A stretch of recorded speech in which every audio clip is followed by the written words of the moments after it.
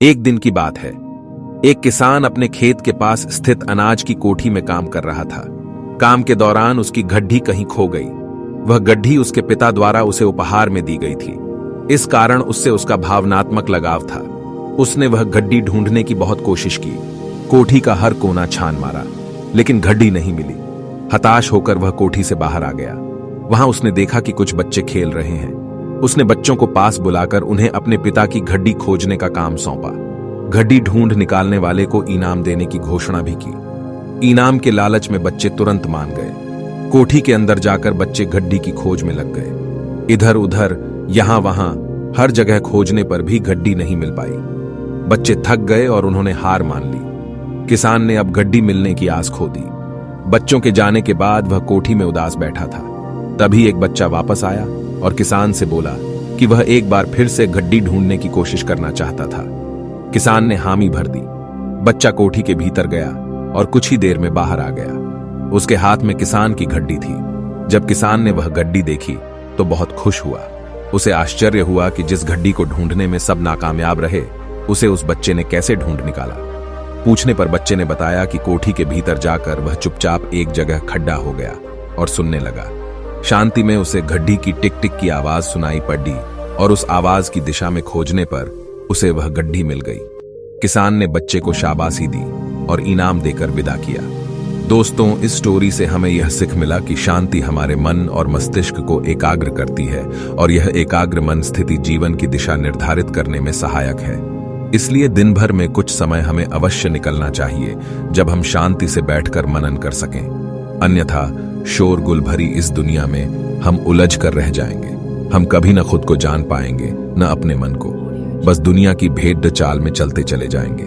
जब आंख खुलगी तो बस पछतावा होगा कि जीवन की यह दिशा हमने कैसे निर्धारित कर ली। हम चाहते तो कुछ और थे, जबकि वास्तव में हमने तो वही किया जो दुनिया ने कहा। अपने मन की बात सुनने का तो हमने समय ही नहीं निकाला। मौन रहने की 6 ताकत जान लो। महान आचार्य चाणक्य ने कहा था कि जिस व्यक्ति ने यह समझ लिया कि क्या, कब, कहा और कितना बोलना है, तो उस व्यक्ति को सफल होने से कोई नहीं रोक सकता। ऐसे व्यक्ति की सफलता सुनिश्चित है। जिस तरह कमान से निकला हुआ तीर लौटकर कभी वापस नहीं आता, ठीक उसी तरह से मुंह से निकले शब्द कभी वापस नहीं आते। शब्द और भाषा हथियार है और कमजोरी भी सही समय पर सही शब्दों के प्रयोग से इंसान परेशानियों से बच सकता है। लेकिन बिना सोचे समझे बोले गए शब्द इंसान की मुसीबत को बढ़ा देते हैं। द्रौपदी का यह बोलना कि अंधे का पुत्र अंधा ही होता है, महाभारत के युद्ध का मुख्य कारण बना था। आज भी लोग अपनी जबान का इस्तेमाल दूसरों को नीचा दिखाने और खुद को बड्ढा बताने के लिए करते हैं। लेकिन जो समझदार और सफल इंसान होते हैं, वो ये अच्छी तरह से जानते हैं कि उन्हें किस वक्त कितना और क्या बोलना है। साइलेंट रहने का मतलब ये नहीं है कि आपको पूरे दिन एक भी शब्द नहीं बोलना है या चुपचाप रहना है। मौन का मतलब है कि बेवजह शब्दों का प्रयोग नहीं करना है। जहां जरूरत है वही ही बोलना है। अपनी लक्ष्य पर ध्यान केंद्रित करना है। आज आपको चुप रहने के 7 ऐसे फायदे बताऊंगा जिन्हें जानने के बाद आप आज से ही नहीं बल्कि अभी से उतना ही बोलोगे जितनी आपको जरूरत होगी। पहला, मौन लोगों का ध्यान खींचती है। महान आचार्य चाणक्य अपनी चाणक्य नीति में बताते हैं कि उन्होंने अपने हजारों शत्रुओं को अपनी खामोशी से परास्त किया था।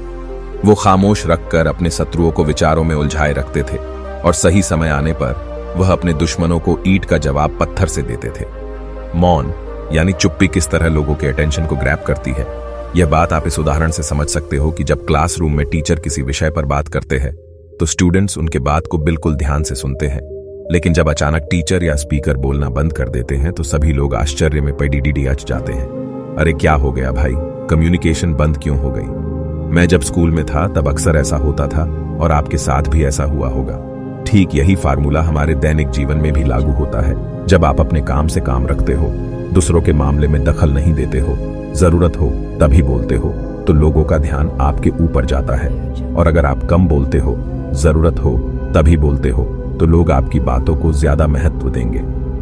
लोग आपकी बात को उन लोगों की तुलना में ज्यादा प्रेफरेंस देंगे, ज्यादा याद रखेंगे जो लोग बिना जरूरत के बक बक करते रहते हैं। दूसरा, मौन बातचीत में मदद करता है। शांत रहना मोल भाव यानी निगोशिएट करते वक्त आपकी बहुत ज्यादा हेल्प कर सकता है। बातचीत के दौरान जब आप अचानक चुप हो जाते हो और सामने वाले इंसान को जवाब नहीं देते हो, तो ये खामोशी उस दूसरे इंसान को ये सोचने पर मजबूर कर देती है कि आखिर आप क्या सोच रहे हैं। तो फिर इसी चीज का आपको फायदा उठाना है साहब।